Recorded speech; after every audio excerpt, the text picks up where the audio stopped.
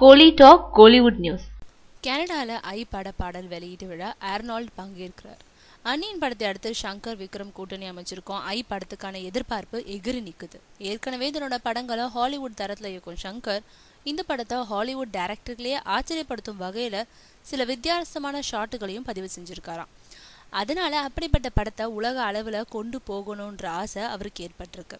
அதனால தமிழ்நாட்டில் ஐ படத்தோட ஆடியோ விழாவை நடத்தி படத்தை தமிழ்நாட்டுக்குள்ளேயே முடக்க வேண்டாம்னு நினைச்ச ஷங்கர் தன்னோட இயக்கத்துல ரஜினி நடிச்ச இந்திரன் பட ஆடியோ விழாவை மலேசியாவில் நடத்தது மாதிரி இப்போ ஐ படத்தோட ஆடியோ விழாவை கனடாவில் நடத்த திட்டமிட்டிருக்காரு. அதுக்கு முக்கிய காரணம் ஹாலிவுட்ல இருக்க பிரபல நடிகர் நடிகைகளை அந்த விழாவுக்கு வர வச்சு படத்துக்கு உலக அளவிலான பப்ளிசிட்டியை தேடி கொடுக்கணும்ன்றது தானா.